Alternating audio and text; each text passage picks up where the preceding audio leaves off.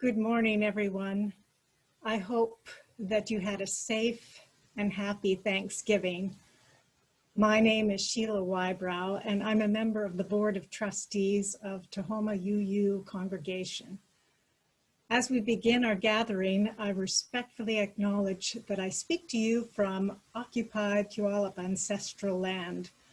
I pay respect to the elders past and present and extend that respect to their descendants and all Indigenous people. We welcome all who are joining us with a longing for community, the hope for peace, and who are seeking justice. We are a diverse congregation which encourages each one who comes through our doors to find their own truth and belief. We invite all to join us in a search for meaning and community, guided by reason, respect for each other, and by love. So hello to all our friends and new friends who may be joining us from far away. If you are across the country or across the globe, it'd be wonderful if you would type in where you are Zooming from. I invite you to follow us on Facebook and Twitter. Links to the video version of this service will be posted there this week, as well as on our website. You can find all of our program announcements this week in our e-news listed on our church calendar, and here are some of the highlights. Today at 11:30, children are invited to join Nancy Slocum for Kids Chapel, and you can email Nancy for that Zoom link. Each week on Tuesday night, parents of children and youth are invited to join Nancy Slocum for Parent Drop-In on Zoom. On Tuesdays at 10 a.m. and Thursdays at 3 p.m., you can join Reverend Linda for a chat on Tea Time. Looking ahead to our annual pageant, you are needed.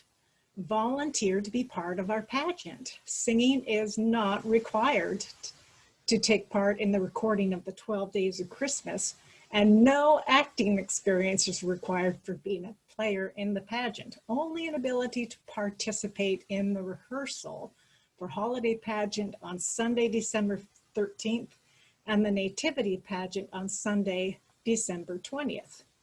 Recording the 12 Days of Christmas for the annual pageant worship service on Sunday, December 6th at 2 p.m., rehearsal for the Holiday Pageant on Sunday, December 13th at 2 p.m., and Nativity Pageant on Sunday, December 20th at 10:30 a.m.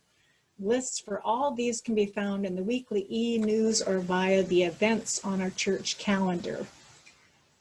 I am grateful for new people I have met through AR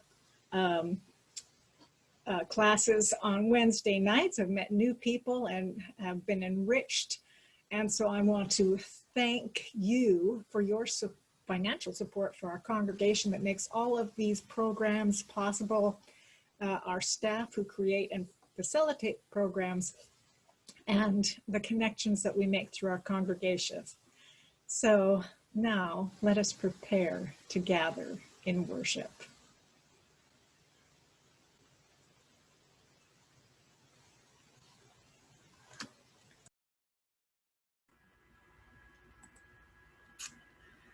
Good morning again. It's good to be together this day. Our opening words are from Jeremiah Wolf. This is a congregation that gathers in faith, not a faith in one religion or one God or any one way of being. We gather in faith of the power of diversity, the power of love, and the hope of a world transformed by our care. We gather in faith in ourselves and in those around us. It is not a faith that requires perfection or rightness in one another. Rather, it is a faith that in our shared imperfection, we may stumble and fall together. Faith that we will help one another to rise and try again and again. It is in this spirit that we gather in faith. It is in this spirit that we come together to worship. It is good to be together today.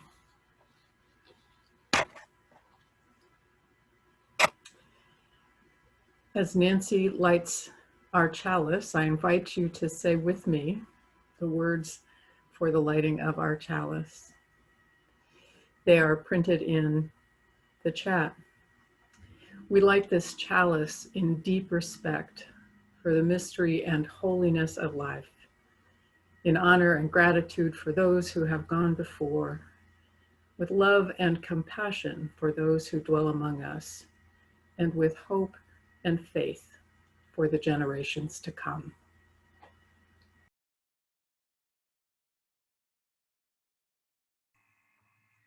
Good morning. My name is Nancy Slocum, and I am the Director of Religious Exploration for Children and Youth here at Tahoma Unitarian Universalist Congregation.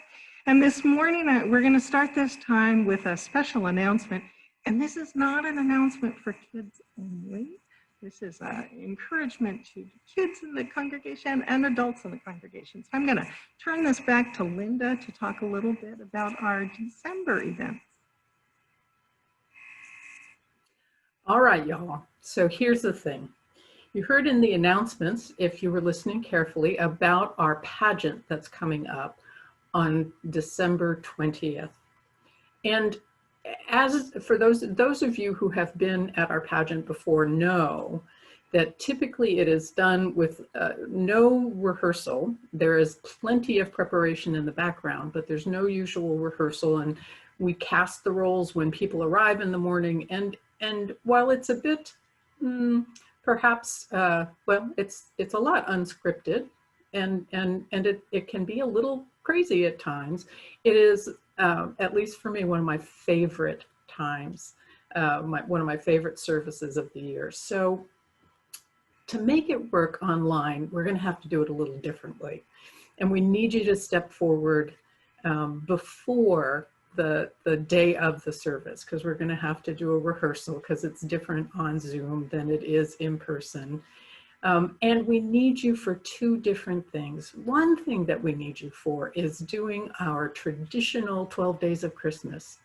If you haven't been in the room with us before, you won't know that it is an aerobic version that helps us get ready for the holiday, that involves standing up and sitting down right around your birth month. And we need some folks who are willing to be recorded standing up at home and you know, singing along, though nobody will hear your voice. Like was said, it doesn't require the capacity to sing. It only requires your willingness to be part of this.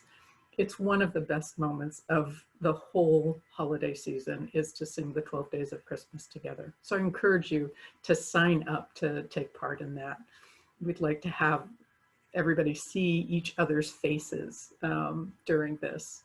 And then for the pageant itself, no one needs to memorize lines or do much more than be present and be willing to be goofy with us. We really want as many folks to participate as we can have.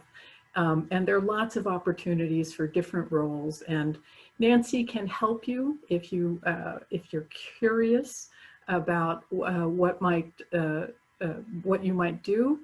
Just shoot Nancy an email, dir.re@tahomauu.com, and she will help you figure out what your best role is. We want you to be part of it. It's going to be amazing, as it always is. And let's make it the kind of party that we're used to having that Sunday before Christmas. Thanks for stepping up. I look forward to working with all of you to make it as fabulous as it possibly can be. And now back to Nancy. Thank you. That was great. Just for ease, I have put links to the signups right in the chat. There's a sign up to do the recording of the 12 Days of Christmas, which is going to happen next Sunday. Is that true? Is that next Sunday? Yeah. Or the Sunday after? No, it's next Sunday. And then the Sunday after that is the rehearsal for the pageant. And so the link to be in the pageant is also there. So please sign up. I'm hoping we get a full slate of participants in that. Kids, adults, all abilities. It should be a lot of fun. So Thank you for that. So for our time for all ages, this is a time where we invite kids to come up and hear a bit of a story or a lesson. And I was just pondering a little bit about counting our blessings. That's the title of our sermon today. And thinking, you know, just what is a blessing? What is a blessing?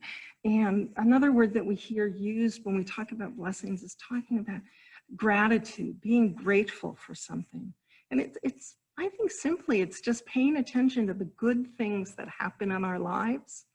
And we all have big things in our lives that we're really grateful for. We can be grateful for family and friends and having a roof over our head and a lovely, you know, meal at Thanksgiving and every day of the year. And then sometimes it's just the little things. Sometimes it's just noticing a beautiful flower or playing a game with a friend and having a really good time and thinking, wow, this is just a really nice thing in my life. This is something that I really am happy that I have in my life. But did you know that being grateful for things can actually make you healthier? I was kind of amazed when I got looking at all the research that's been done about gratitude, where scientists have gone and they've measured like what kind of effects gratitude has for people. And they're finding links where people who spend time being grateful tend to be healthier. Their immune systems, the part of their body that fights off disease seems to be stronger in people who just have gratitude in their lives. They have less, people who are grateful seem to have less stress in their lives. They have more friends and have stronger friendships. And this is amazing, isn't it? That just by being grateful, you can help your body, you can help yourself, right? People sleep better when they have feelings of gratitude, and they're happier overall. But one of the things that I've learned is that gratitude doesn't just happen. I think people have to kind of work at it. And you hear people talk about a gratitude practice, where something that they do on a regular basis, where they practice it regularly. They make sure that they focus on what they're grateful for. I've heard of people who keep gratitude journals, and maybe some of you do that. Keep a gratitude journal where you write down every day or every other day or once a week or some period of time what you're grateful for in your life. Some people spend time meditating on what they're grateful for and just thinking about it. And sometimes people will write letters of gratitude to people that they're grateful for, or they just write a letter out into the world. It doesn't get sent anywhere, but they just write down all those things in the form of a letter of things they're grateful for. So I want us today to do a little bit of a gratitude practice. And some of you have already identified in the mentee that survey that Linda had up at the beginning of the service, things you're grateful for. But if you don't have something on your mind, take just a moment and think about something you're grateful for. Okay. But before you focus on that, everyone you can close your eyes if you want, if it helps you focus a little bit better. Close your eyes and take a deep breath. And as you're taking that deep breath in, think about how your body is feeling today. Are there places that feel a little tense, a little tight, a little stressed, a little unhappy, a little bad? Take a couple of deep breaths in and out.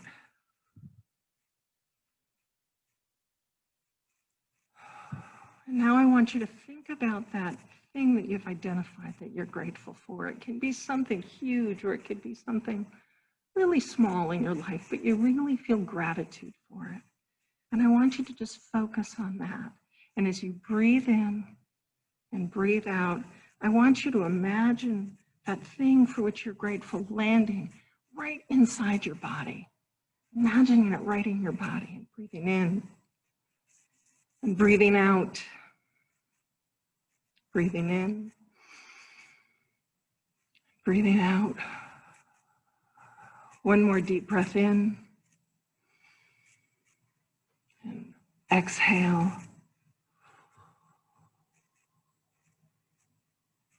And can you feel that gratitude in your body? And does your body maybe feel a little different than it did before when you checked in your body earlier and felt those places of stress or tenderness? Feel that gratitude and hold that gratitude. And take this gratitude with you out into the world. And maybe you'll have some of those benefits that people talk about, that scientists are discovering about having a grateful life. And I know one thing I am very grateful for is for all of you. So I will share the words that we use as the children leave our sanctuary, that we hold you in our love as you go, as you go. May your heart be at peace as you go. Nurture the spark of your precious life, and it is very precious to us. We hold you in our love as you go. Take care, everyone.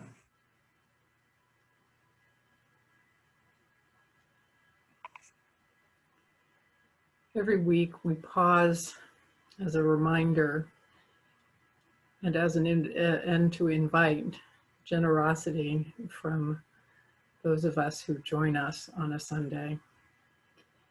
We are supported by the funds and the energy and the love that each one of you brings. And so I invite you at this moment, at this time, to send a donation, or perhaps jot yourself a reminder to send a check, as we support the life and the work of this congregation. And will you join with me now in saying the words that we speak to dedicate our offering? We dedicate ourselves and our offerings to the work of this congregation, weaving a tapestry of love we call community, both within and beyond these walls.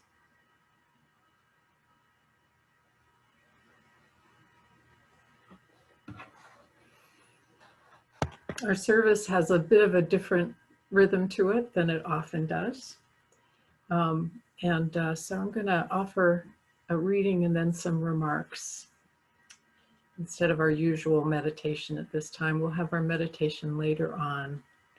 I have to say, I'm a little grateful for Nancy to offer that space of breathing together and thinking about gratitude. I'm going to start with this poem by Stephen Dunn called Sweetness. Just when it seemed I couldn't bear one more friend waking with a tumor, one more maniac with a perfect reason, often a sweetness has come and changed nothing in the world, except the way I stumbled through it, for a while lost in the ignorance of loving someone or something. The world shrunk to mouth-sized, hand-sized, and never seeming small. I acknowledge that there is no sweetness that does not leave a stain, no sweetness that's ever sufficiently sweet. Tonight a friend called to say his lover was killed in a car he was driving. His voice was low and guttural.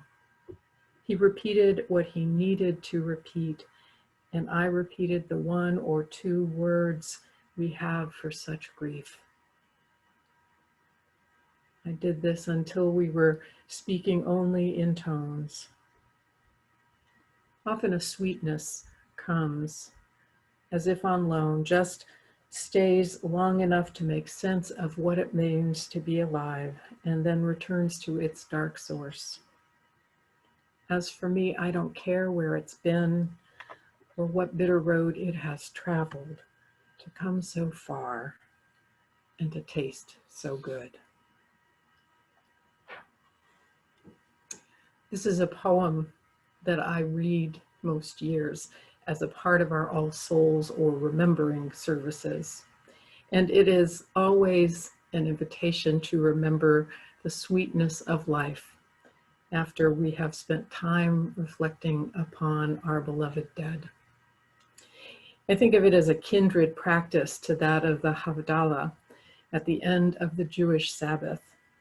At the end of the Sabbath, if you're not familiar with this practice, a 12-wicked candle is lit and a blessing is said over wine to affirm the goodness and beauty of life. And all are invited to inhale, to smell sweet spices, to bring them back to the delights of ordinary time, of their day-to-day existence, stepping away from the Sabbath and their attention on God. And as we come past this strange Thanksgiving holiday and head into what is usually a frantic time of gift buying and card sending and shopping and baking and celebrating, and as we settle in for what may be another 6 months of more limitations to our gathering in person and our movement out in the world, as all of that converges right now, it is a good time. It is a good time for us to bring the practice of gratitude into full consciousness. 9 months of staying home so far, limiting our contact with others, only interacting this way through the screen. Gosh, it's just not enough. 9 months without hugging our grown children, our grandchildren perhaps, our friends, other beloveds in the world, missing the sound of our voices joined together in church. I cannot tell you how much I miss singing with all of you. I am so tired of it all. I am so grouchy and distracted. And if that wasn't enough, there is all the ongoing drama of our political life that is never ending, never ending, never ending, and which can suck the life and the joy and the hope out of ourselves. And yet,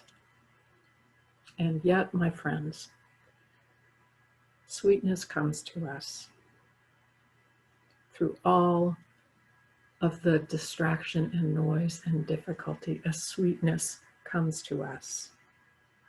This is a good time to bring that practice of remembering what is sweet, what gives us hope and joy and life.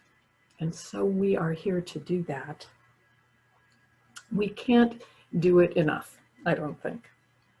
We need a hardcore gratitude practice, a practice that insists that we remember what makes us faint down and give thanks.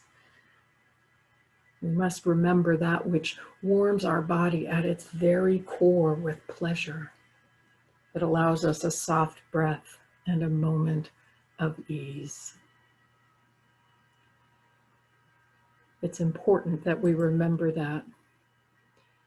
And so I'm going to offer you the words that you shared today.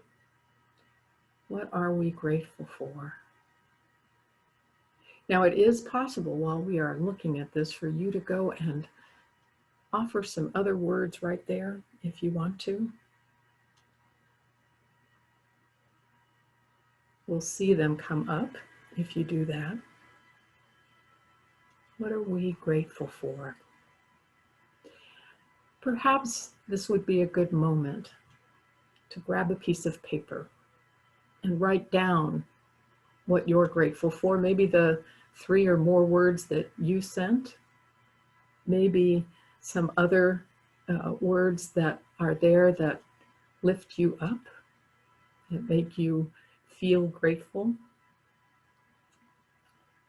Or write down the ones that you had forgotten about but are coming to right now. Now, take that piece of paper, I would suggest, take that piece of paper and put it somewhere that you'll see it routinely. on your fridge, on the bathroom mirror, next to your computer. What are you grateful for? This is an important practice for us to be paying attention to. You could make art with it, perhaps. Make big outlines on a piece of paper and color them in with all that you can. Make a collage, make something you can frame, write a song about it, or find the song that reminds you, the song that reminds you of what it means to feel that way. As Nancy said, this is a practice that can make our health better. It is a practice that can make our life better if we wish it to be. And so I invite you now, as we, oh my, I just love watching this change. As we move along, I'm going to invite you into another practice, another screen to share. Oh goodness. I will, just to know, so you know, I download these and usually put them on our Facebook page, and we can put them on our web page as well. So you will get a chance to see this again. Now I'd like us to move along, though, to our next one that asks the question, what has blessed you? What has blessed you? And I would ask John now to offer us some music, play some music for us to stick with us as we are entering our words.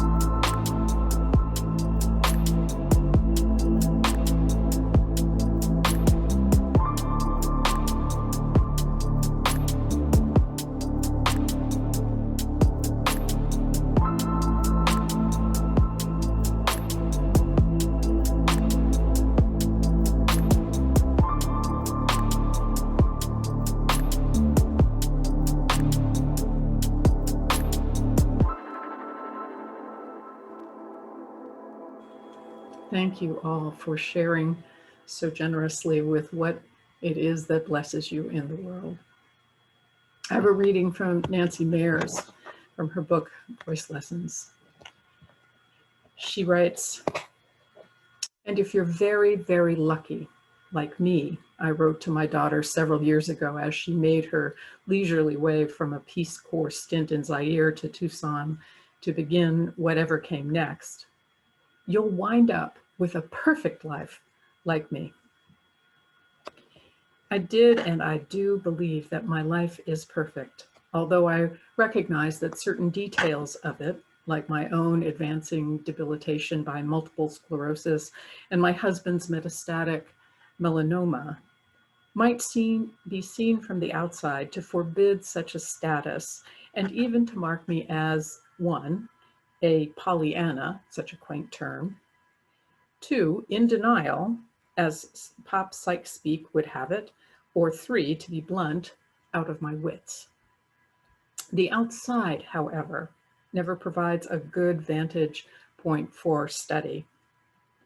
The truth is that 1, I would look on the bright side of anything only if it were illuminated from every direction simultaneously, and I'm still waiting for such a curiosity to occur. 2, I know perfectly well that I've got MS and George has cancer, though I'd be glad to take a break from those facts if I could just figure out how all those codependents get denial to work. And 3, since they're all I've got to live by, I'm into my wits right up to my eyebrows. The truth is that though perfect may mean flawless, it may mean consummate or whole as well.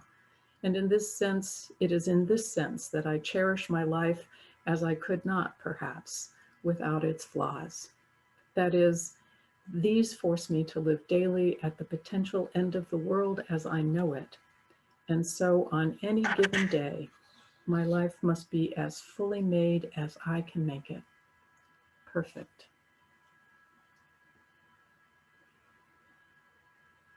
Counting blessings and lifting up gratitude can truly transform how we live. Our reptilian brains call us away from what is good and sweet and beautiful. That ancient part of us is tuned into what is most dangerous. It keeps us alert to what might harm us.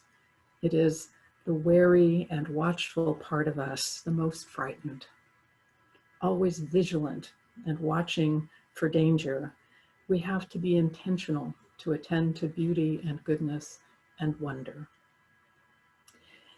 I don't know how it is with you, but it is often a struggle for me to pay attention like that. I do it for a while and then I lose the thread and it gets lost in the clutter of my daily life, or it gets overwhelmed by other worries and busyness. And I have to call myself back to it again and again and again. It's like a colleague who noted some decades ago describing his own distractedness.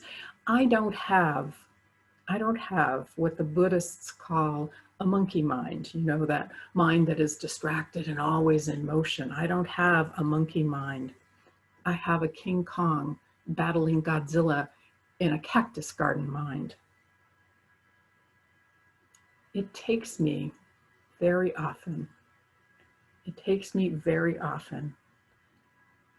a lot of effort and intention to recognize day on day how utterly blessed I am and how my life is a wonder of goodness. And it is, truly it is. What trips me up sometimes is that it isn't only a wonder and goodness and blessings. It's also really hard and sad. A lot of the time it's sad.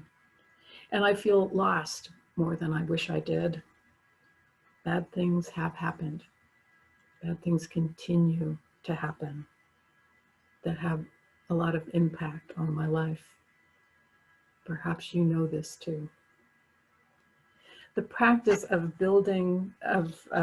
counting blessings and opening up in gratitude is a practice of building balance and of building hope in the world. Nancy Mayers reminds us that our lives can be perfect even in the midst of loss and trouble and pain. And it has to do with living with intention, of making our lives as whole as we can make them, balancing out what is blessed and what is lost, what evokes gratitude and what evokes grief, especially when they are, as is so often the case, the same thing. I'm really eager, I have to say, really eager to be done with saying, in these strange and difficult times.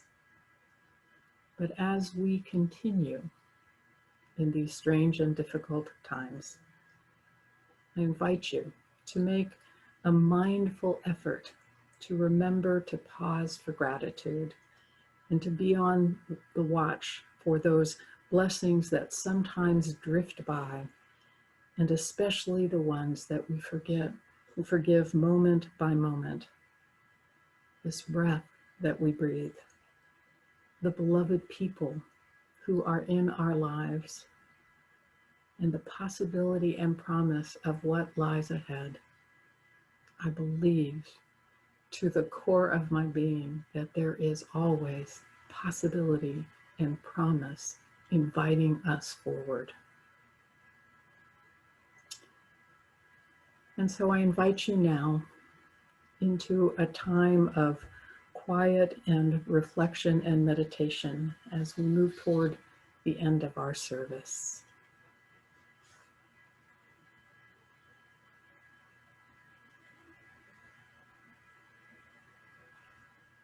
As before, as Nancy offered, I invite you to pause and close your eyes if you're comfortable with that, to lean back and to breathe.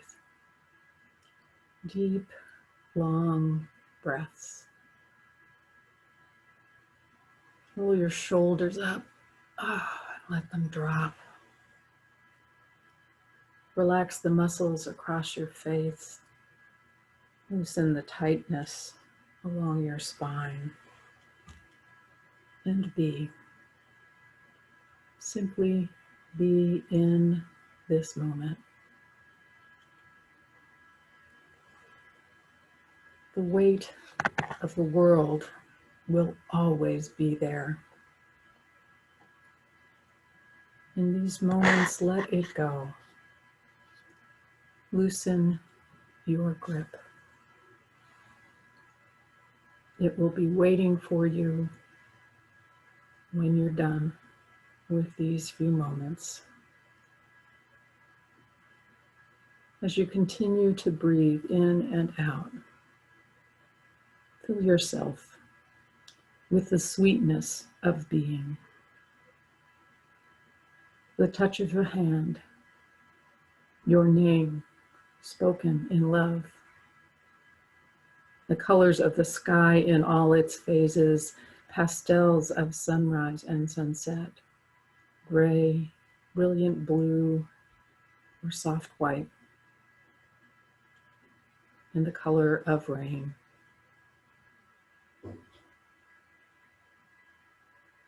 The sweetness of being found in the scent of dinner cooking, the smell of leaves on the ground, of the ocean, or of a beloved nearby. All around us is beauty and wonder. All around us is loss and pain. And it is given to us to weave them, to hold them lightly, and to love fiercely in the midst of it all.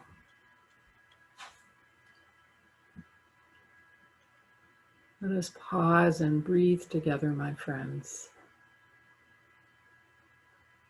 Deep breaths in and out.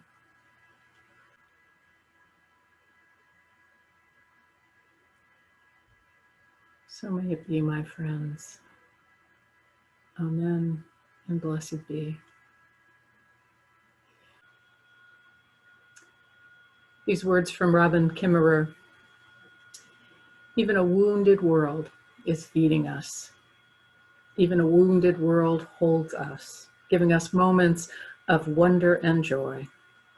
I choose joy over despair, not because I have my head in the sand, but because joy is what the earth gives me daily, and I must return the gift. In the days to come, may we each and all choose joy over despair, find and count the blessings that abound everywhere, and may we share the abundance, share the love and the gratitude lavishly, that all the world be made fair and beloved. I invite you to join with me in saying the words for the extinguishing of our chalice.